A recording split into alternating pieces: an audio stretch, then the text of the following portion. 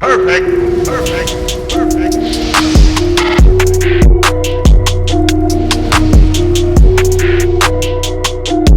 What is going on, everybody? I go by RB, and this is Philly Take with RB. You guys know what to do. Go ahead and smash the like button, hit the subscribe if you're new, and ding the notification bell so you're instantly notified whenever I upload or go live. Today we're back, and we got to talk about the Philadelphia Eagles. I've had enough holding back. It is time to rant about this team. It's been a while in the making now, but after what has happened yesterday, and as a person who was blatantly wrong about this season, you know, having expectations, and to see the way things unraveled, I've had enough. It is time. This video won't be for everyone. A lot of people might take offense, might hit the dislike, might unsubscribe. You know what? Go ahead. Do what you got to do, because I've had enough, and it is time to just go off. I'm going to try not to go too long, but there are some things I got to say about this team. So, without further ado, let's go ahead and get right into this. As you guys probably all know, you saw my reaction yesterday. The Philadelphia Eagles go ahead and fire Doug Pederson after 5 seasons with the Eagles. A successful tenure, I would say 3 playoffs in 5 years. Didn't end the way that we wanted to this year. Was the first guy to deliver us a Super Bowl in history, in Philadelphia Eagles history. And, people were asking me yesterday on my reaction video, typing in the comments, like, are you happy or are you sad about this? You know what? I don't know. Now, more than I think about, I don't know. Doug Pederson, I want to say first and foremost, for 2017, I am very thankful for this guy, how he came in, always handled himself classy, was a great leader amongst men in 2017, and led us through all the adversity, through a great battle, especially with Wentz going down and everything, to our first Super Bowl. And for that, I will forever be thankful and cherish that moment. It was a moment we know we'll never get that exact moment, that feeling back from winning that first Super Bowl. It was unbelievable. Thank you, Doug Pederson. Now, on the other hand, you guys heard me even during my Week 16 reaction video after we lost to Dallas. I said Doug Pederson had some fireable offenses that day. He's had a lot of fireable offenses this year, whether it's the delusional play calling in certain situations, going for 2, being too aggressive, not running the ball, this whole thing with Carson and Jalen. Week 17, a lot of people think that he might have lost the locker room. There's so much from this season, and it did not pan out. But the more I think about this, I don't know. I think it was ultimately the right move. Like, something had to be done. Change had to be made. But we're going to talk about it more in depth. Doug goes, apparently Howie's saying, and I don't think that is exactly fair. But Doug Pederson probably had to go based off the way he coached this season. And I want to say this, and I hinted at it yesterday. I said, I feel like this is kind of a mutual agreement. I can affirm that that is correct. Doug Pederson wanted out. He really got tired of not being able to pick his own coaches, not really being able to do what he wanted to do. And you know what? I don't blame him for that. You win a Super Bowl, your first tenure, second year. Now, he should have demanded right then if that's what he wanted, but he waits a couple years. And if I'm a Super Bowl coach and I want to pick my own damn staff, then that's what I want to do. And this organization obviously didn't allow him to do so. It seems like there might be a lot going on behind the scenes where Doug had to come out and answer for it at the press conference. We will really never know. What I will say is that the way Doug handled himself to the media this year was absolutely inexcusable, and it was not right. And it was not the Doug I've seen before. And it's kind of hard to see kind of the demise and the degrading of Doug Pederson this year. It really sucks. And a change had to be made, and he is out. But Doug Pederson, thank you for what you did. I know he'll have another job, and I think he's going to be successful somewhere else. I could see it if the right pieces are aligned. And that kind of brings me to my next point. Jeffrey Lurie, right?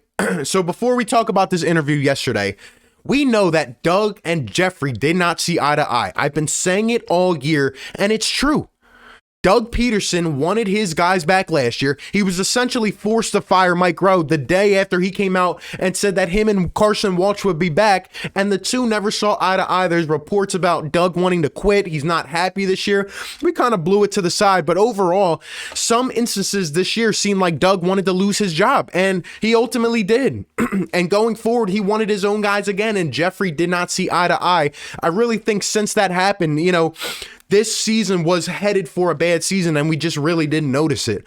But Doug wanted his own guys multiple times now, and the organization did not give it to him. So I see it from both sides. There's an argument for why he should have gone versus why he shouldn't. Now, With that being said, like I said, I ultimately understand why Doug had to go, but this organization is in a bunch of trouble. Listen to me right now. We are in complete turmoil, and it's because of the man behind me, Jeffrey Lurie.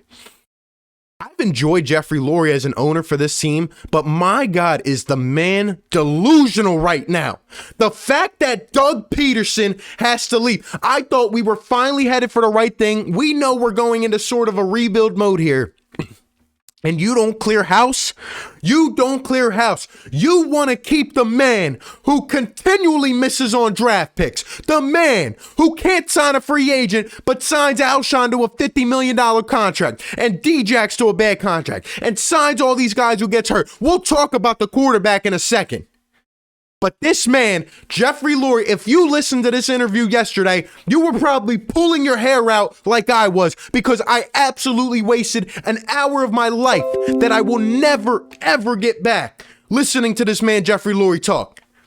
The excuses, just the disgrace in this man's voice, trying to act like everything's okay. It's not. Everything is burning down. Now, I don't have any notes. I don't have any exact quotes. I'm going off the top here. The first thing Jeffrey Lurie said yesterday, he comes out and says Doug didn't deserve to go. What the hell does that mean? If he doesn't deserve to go, why'd you fire him? That's number one. Number two, getting to his boy Howie Roseman. Jeffrey Lurie in this interview literally continually blamed the decisions that Howie Roseman made without saying Howie's name.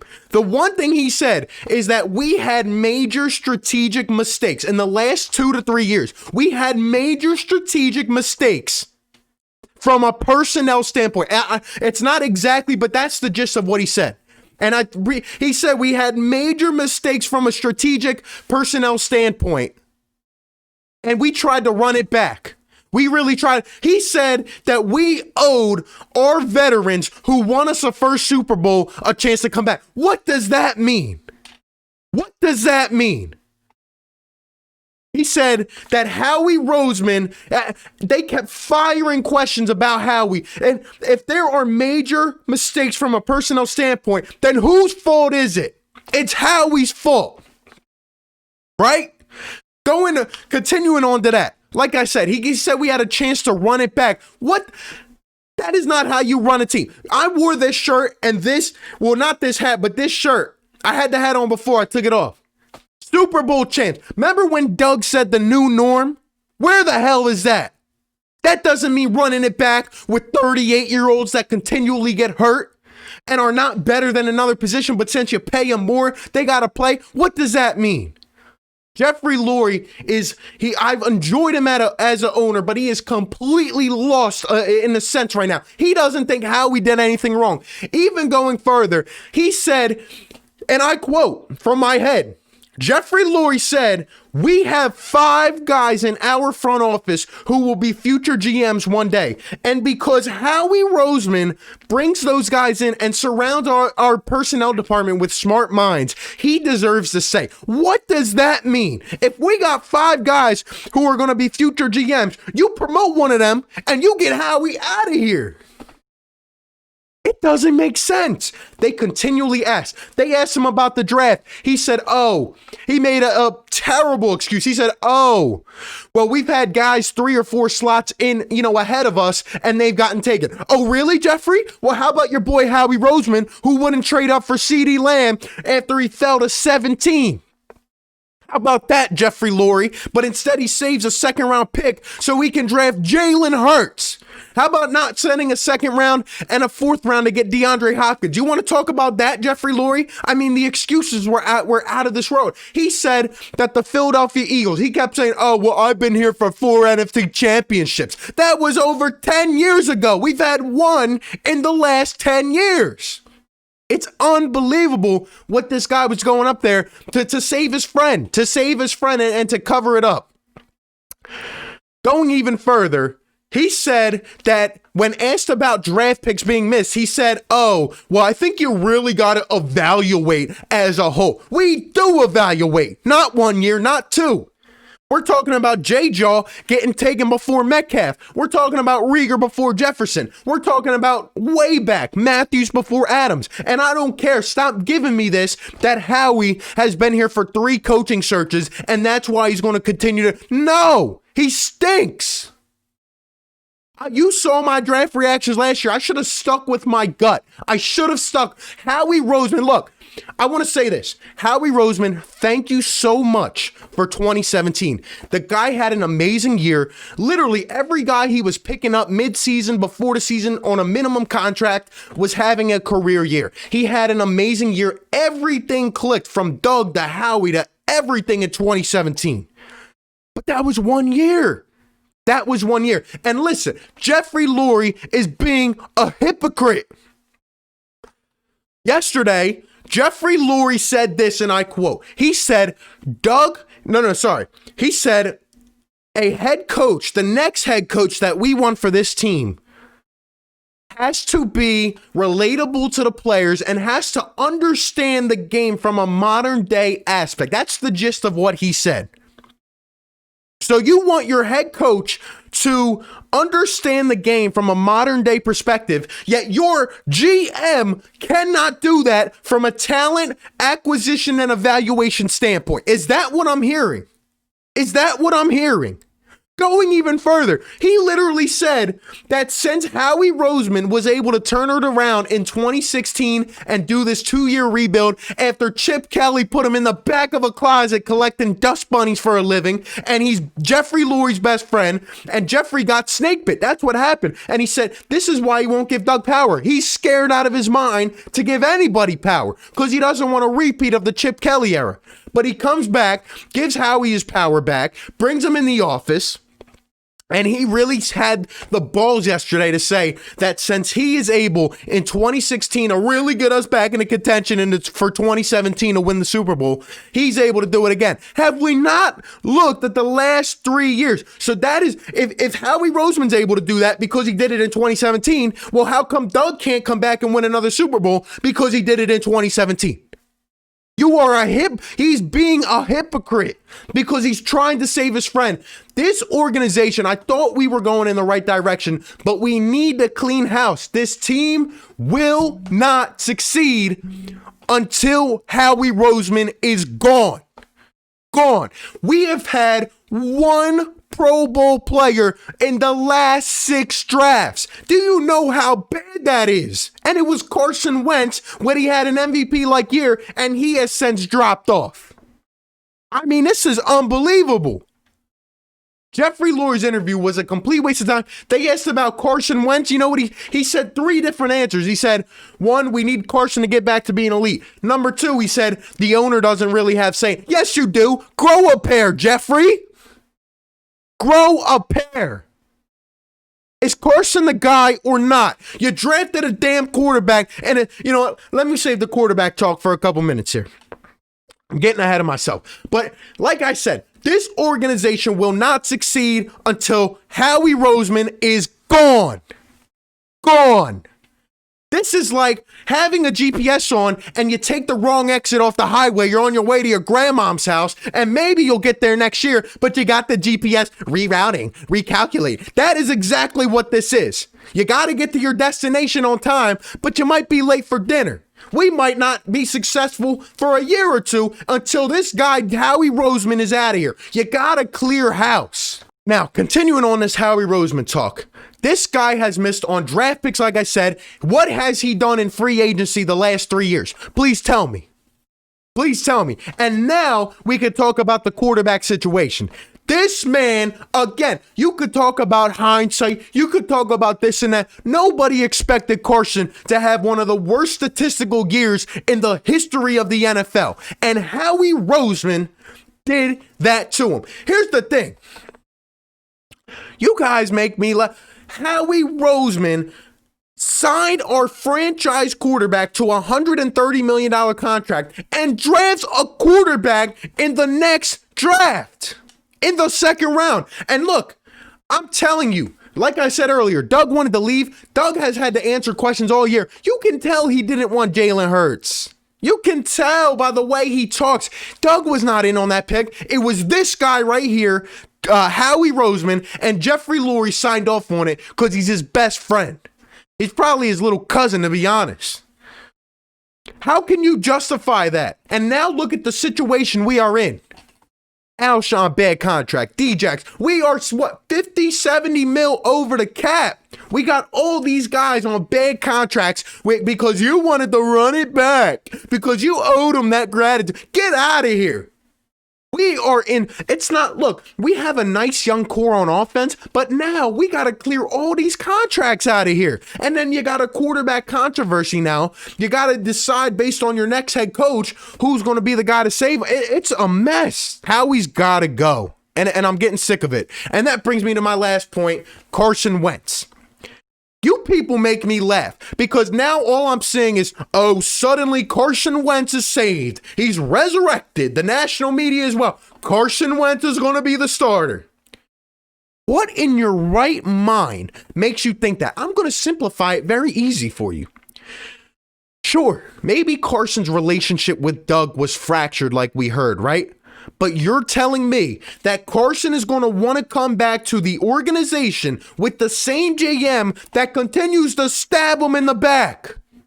The guy, Howie might go out and draft another quarterback. Mac Jones has played in the national championship last night. He might draft him number 6 overall.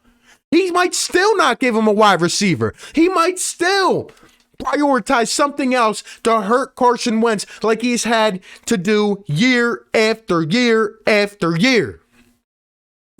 You're telling me Carson Wentz can feel confident coming to this organization and building a plan with them? They're going to hire their own coach. They won't even let Doug pick their own coaches. You think they're going to take input from Carson Wentz? Come on, think. If I'm Carson Wentz, I don't want to come back to this organization after everything that they did. And I'm not saying Carson had no fault. He obviously had fault. But you're telling me that now, since Doug is gone, it's just all magically whip-de-doo with Carson Wentz? No. This is just embarrassing. Carson wants his money. He wants to go somewhere where he's going to be treated with respect, just like Doug is about to do, and where he's going to have power. Carson has no say. They've neglected to give him a number 1. Your coach won't run the ball. Things are just, there's a lot of problems with this team, and he's going into season at 28 years old. He's trying to win. Do you get what I'm saying? It's not an automatic. I still don't think Carson wants to be here. If they would have got rid of Howie, maybe he would start over here. Who knows? But I just don't think it's as easy as everybody's saying, man.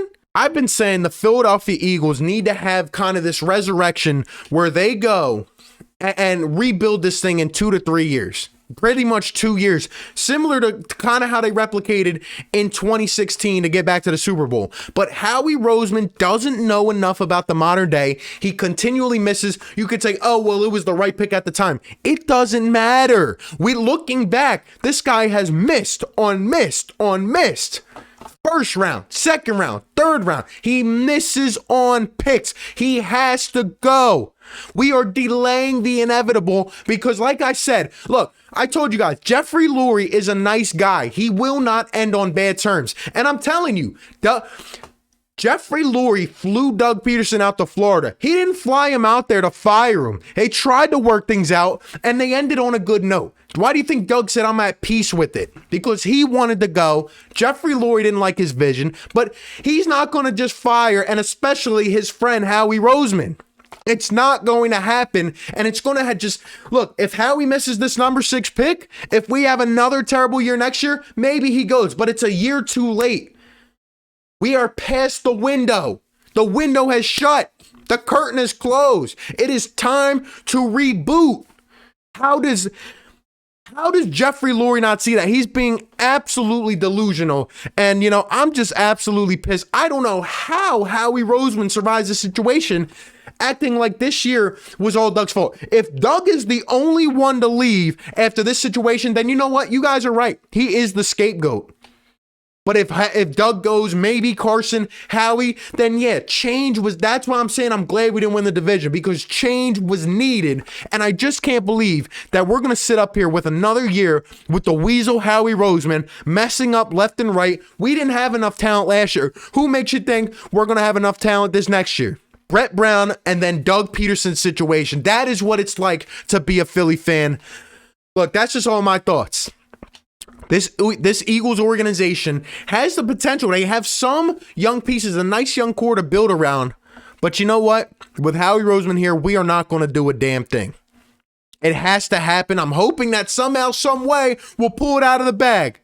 But Jeffrey Lurie just seems set on him because he's his friend. And I don't think it's right. And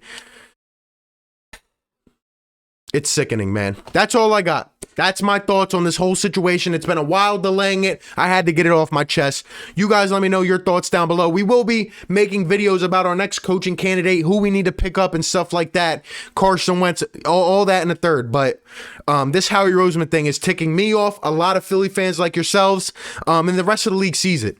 We are not headed to success until the man is gone. You guys let me know your thoughts down below in the comment section. Be sure to like, comment, and subscribe. Thank you for tuning in, and I will catch you on the next one. Peace. Perfect. Perfect. Perfect.